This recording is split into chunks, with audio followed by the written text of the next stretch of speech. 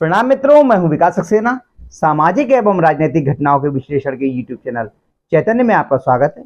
आप देख रहे हैं विकास की बात। इजराइल ने हिजबुल्लाह के चीफ कमांडर नसरल्लाह को मार गिराया है।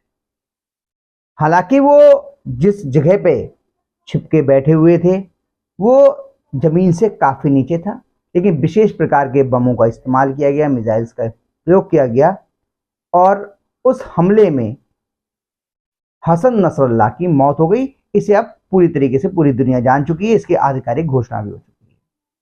लेकिन अब जो सबसे बड़ा सवाल पूरी दुनिया के मस्तिष्क में है, पूरी दुनिया सोच रही है कि आखिर हसन नसरल्लाह के बाद इजराइल का अगला निशाना कौन होगा। वो हमास का नया चीफ याहिया सिनवार होगा या फिर ईरान के सर्वोच्च नेता अली खामनेई होंगे। ये बड़े प्रश्न हैं और जिस प्रकार से इस क्षेत्र में अशांति फैली हुई है, जिस प्रकार से युद्ध का वातावरण बना हुआ है, लगातार जो रक्षा विशेषज्ञ हैं इस बात की संभावना जता रहे हैं कि ये युद्ध बढ़ते बढ़ते तृतीय विश्व युद्ध की ओर ना बढ़ जाए। लेकिन एक बड़ा वर्ग ये भी है जिसका मानना है कि ये युद्ध ऐसी ही हालत में रहेगा, धीरे धीरे वो सारी शक्तियां जो मध्य पूर्व एशिया में अस्थिरता और अशांति फैला रही थीं, आतंक फैला रही थीं, उनको इजराइल न्यूट्रलाइज कर देगा, खत्म कर देगा।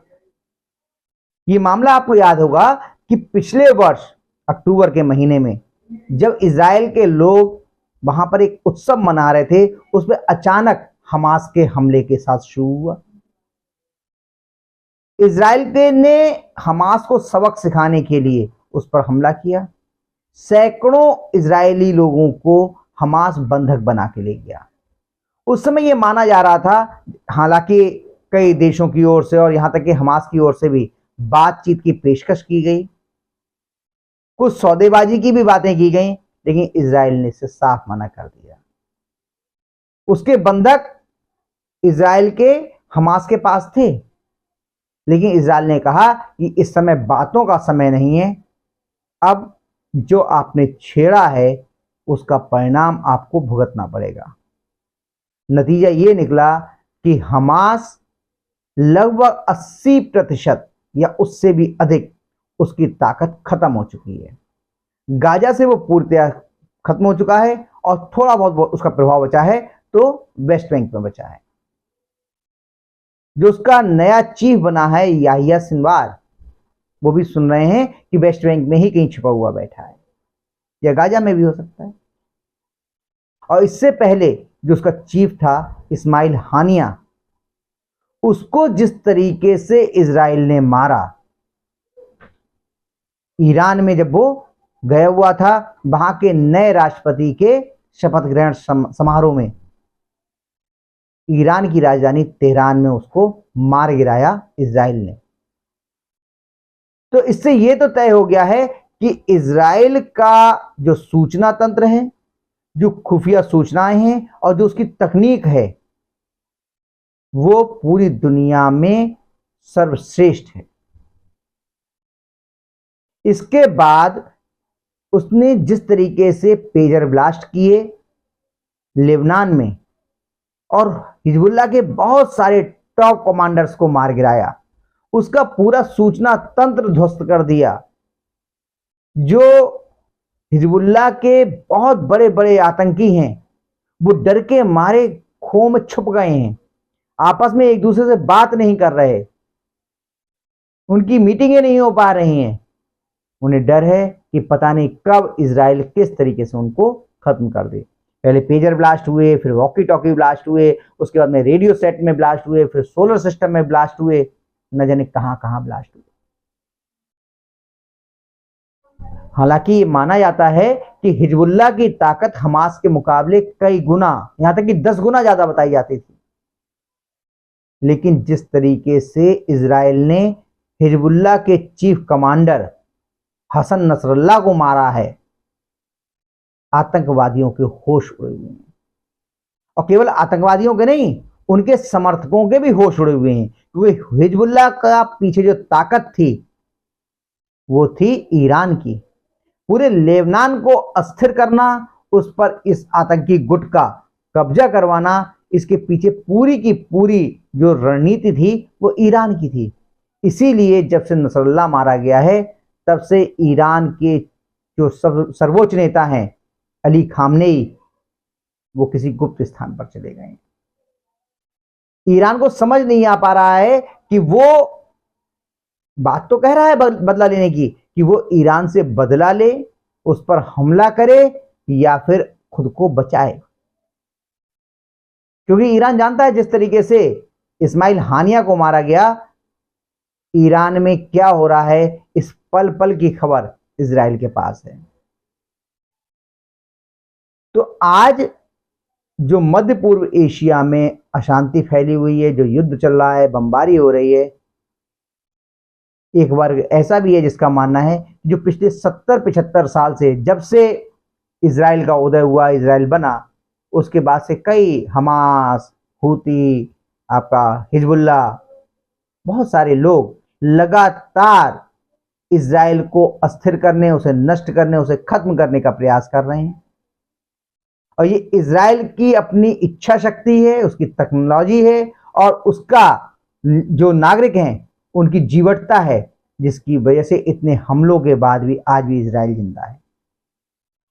हमें समझना पड़ेगा कि चारों तरफ से वो जिन देशों से घिरा हुआ, तीन तरफ से, एक तरफ तो समुद्र है उसके, तीन तरफ से वो जिन देशों से घिरा हुआ है, वो आए दिन उस पर हमले करते हैं। वहां का बच्चा बच्चा फौजी है। हर नागरिक, चाहे वो महिला हो या पुरुष, हर एक को फौजी की तरह रहना पड़ता है, हमेशा युद्ध के लिए तैयार रहना पड़ता है। ऐसे में हो सकता है अब इजराइल ने यह तय कर लिया हो कि अब उसे कुछ समय के लिए शांति चाहिए, और इस शांति के लिए अनिवार्य है कि हमास खत्म हो, हिजबुल्लाह खत्म हो, और साथ में वो ताकतें भी खत्म हो जो हिजबुल्लाह और हमास जैसे आतंकी संगठनों को समर्थन देते हैं, उनके लिए खाद पानी देते हैं। आपको याद होगा कि बीते दिनों ईरान में एक बहुत बड़ा आंदोलन चला था, जब वहां पर एक महिला को हिजाब गलत ढंग से पहनने के कारण वहां की पुलिस ने मार डाला था।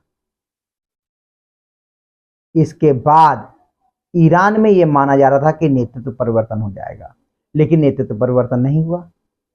वहां पर लगातार महिलाओं का उत्पीड़न हो रहा है, और कई संगठन ऐसे हैं जिन्होंने ये खोज की है, ये रिसर्च की है, और ये बताया है कि बहुत सारे लोग ईरानी उस कट्टरपंथी मानसिकता को पसंद नहीं कर रहे हैं, जिस मानसिकता पर अली खामनेई और उनके सहयोगी चल रहे हैं। तो अगर इस रास्ते पर जाता है इजराइल, तो हो सकता है कि उसका अगला निशाना अली खामनेई हो, या यह सिनवार भी उनके निशाने पर है, लेकिन जिस तरीके से उसने हमास की कमर तोड़ दी है, अगर अली खामनेई पर हमला करता है इजराइल, तो आप ये मान के चलिए कि ईरान में सत्ता परिवर्तन होगा, जिसकी प्रतीक्षा वहां की जनता भी कर रही है। इब्राहिम रईसी जो वहां के राष्ट्रपति थे और इन खामनेई के बहुत नजदीकी माने जाते हैं, उनकी बीते दिनों एक विमान दुर्घटना में मौत हो चुकी है। ईरान ने तब ये कहा था कि उन खराब मौसम के कारण खामनेई जो रईसी हैं राष्ट्रपति, उनकी मौत हुई, लेकिन ईरान के ही सांसद कह रहे हैं कि नहीं, खामनेई के जो नजदीकी इब्राहिम रईसी थे राष्ट्रपति, उनकी मौत पेजर ब्लास्ट में हुई है। वैसा ही पेजर ब्लास्ट जैसा कि लेबनान में हुआ। एक कुछ तस्वीरें भी सोशल मीडिया पे वायरल हो रही हैं, जिसमें इब्राहिम रईसी के पास में एक पेजर रखा हुआ है, जिसमें ये बताने की कोशिश की जा रही है कि इब्राहिम रईसी जो राष्ट्रपति थे ईरान के, वो भी पेजर का इस्तेमाल किया करते थे, उसका प्रयोग किया करते थे। केवल इस चीज को देखना होगा कि अगर इजराइल सीधे तौर पर हमला करता है ईरान पर, तो उसके जवाब में मुस्लिम देश या फिर अरब देश किस प्रकार की प्रतिक्रिया करते हैं। क्योंकि एक बात तो स्पष्ट हो गई है कि बहुत सारे मुस्लिम देश जो मुस्लिम के नाम पर एक दूसरे के साथ जुड़े हुए थे, लेकिन वो भी अब प्रगति के इस दौर में अतिवाद और आतंकवाद से धीरे धीरे उकताने लगे हैं। उन्हें भी लग रहा है कि उन्हें अब इससे आगे निकलकर प्रगति के रास्ते पर चलना होगा, तरक्की के रास्ते पर चलना होगा, और वहां की जनता भी अब दुनियावी सुख चैन से जीना चाह रही है, ऐसा महसूस हो रहा है। इसीलिए बहुत सारे परिवर्तन अरब देशों में, खाड़ी के देशों में देखने को मिल रहे हैं। खाड़ी के देशों में मंदिरों का निर्माण इसका सबसे बड़ा उदाहरण है। वहां पर महिलाओं के लिए छूट मिलना इसका बहुत बड़ा उदाहरण है। महिलाओं के लिए अकेले बाहर निकलने की अनुमति मिलने लगी है, और बहुत सारे प्रतिबंध जो महिलाओं पर लगे हुए थे वो अब खाड़ी के देशों में खत्म हो रहे हैं, अरब देशों में खत्म हो रहे हैं। तो आप समझिए कि मुस्लिम देशों की जो जनता है और वहां का नेतृत्व धीरे धीरे नई बयार के साथ बहना चाह रहा है, और ऐसे में अगर इन कट्टरपंथी नेताओं और आतंकवादियों के विरुद्ध इजराइल कोई बड़ी कार्रवाई करता है तो इसकी संभावना कम है कि वो लोग इजराइल के विरोध में खड़े होंगे या प्रत्यक्ष रूप से इजराइल के विरुद्ध युद्ध का ऐलान करेंगे। ईरान भी नहीं चाह रहा है कि वो प्रत्यक्ष रूप से इजराइल के विरुद्ध युद्ध में आए, क्योंकि अगर वो ऐसा करता है तो स्वाभाविक रूप से इस युद्ध में अमेरिका कूद पड़ेगा, और उसे डर है कहीं उसकी हालत भी इराक जैसी ना हो जाए। तो इसलिए बहुत बड़ी संभावना ये दिखाई दे रही है कि इजराइल के निशाने पर याहिया सिनवार और अली खामनेई जो सर्वोच्च नेता हैं ईरान के, यही दिखाई दे रहे हैं। इसीलिए ईरान ने उन्हें किसी गुप्त स्थान पर छिपा दिया है।